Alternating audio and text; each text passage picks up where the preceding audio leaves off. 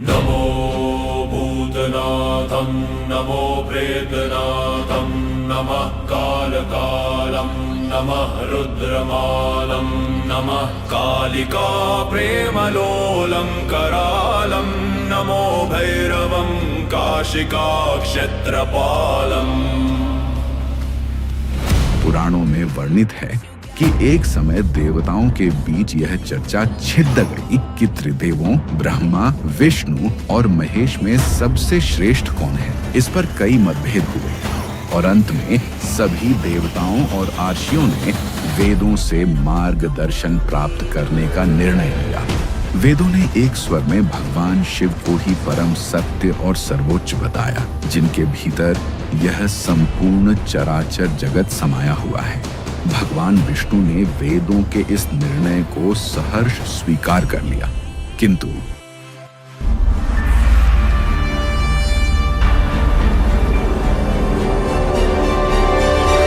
सृष्टि के रचयिता ब्रह्मा जी इस बात से सहमत नहीं हुए। वे स्वयं को सर्वश्रेष्ठ मानकर अहंकार से भर गए। उन्होंने अपने पांचवें मुख से भगवान शिव के स्वरूप और उनके गणों की वेशभूषा का उपहास करते हुए अपमानजनक शब्द कहे। ब्रह्मा जी का यह अहंकारपूर्ण आचरण और शिव की निंदा सुनकर भगवान शिव अत्यंत क्रोधित हो उठे।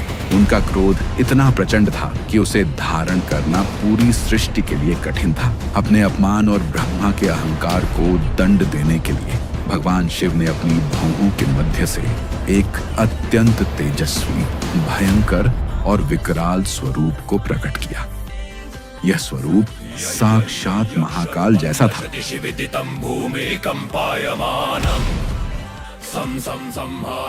शिव ने अपने इस अंश को काल नाम दिया, जिसका अर्थ है मृत्यु या समय का राजा। यही उग्र और तेजस्वी स्वरूप काल भैरव कहलाया। भगवान शिव ने काल भैरव को आदेश दिया कि वे ब्रह्मा के उस मुख को दंडित करे जिसने अहंकार में भरकर उनका अपमान किया है। भगवान शिव की आज्ञा पाते ही काल भैरव ने तनिक भी विलंब नहीं किया। उन्होंने ब्रह्मा जी के उस पांचवें मुख को धड़ से अलग कर दिया जिसने शिव की निंदा की थी। काल भैरव के इस कृत्य से ब्रह्मा जी का अहंकार तो नष्ट हो गया और वे 5 मुखों से 4 मुखों वाले हो गए, परंतु एक देवता का शीश काटने के कारण काल भैरव पर तुरंत ब्रह्म हत्या का घोर पाप लग गया। ब्रह्मा का कटा हुआ शीश काल भैरव के हाथ से चिपक गया और ब्रह्म हत्या की शक्ति एक भयानक स्त्री के रूप में उनके पीछे पीछे चलने लगी, जिससे उन्हें घोर कष्ट होने लगा।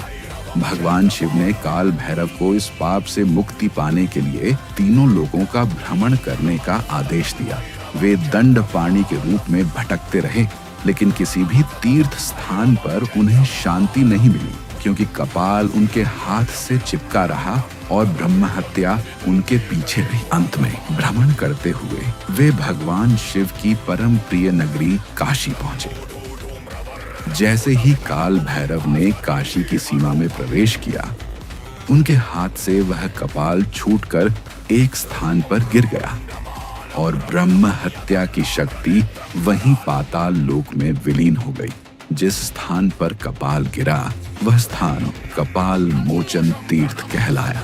इस प्रकार उन्हें ब्रह्म हत्या के पाप से मुक्ति मिली। तब भगवान शिव ने प्रसन्न होकर काल भैरव को वरदान दिया कि वे अब इसी काशी नगरी के अधिपति कोतवाल बनकर यही निवास करेंगे। यह भी कहा गया कि जो भी काशी में प्रवेश करेगा उसे पहले काल भैरव की आज्ञा लेनी होगी। तभी से काल भैरव को काशी का कोतवाल कहा जाता है, जो भक्तों के भय, पाप और संकटों को दूर करते हैं और धर्म तथा न्याय की रक्षा करते हैं। उनकी पूजा करने से व्यक्ति काल समय के भय से मुक्त हो जाता है।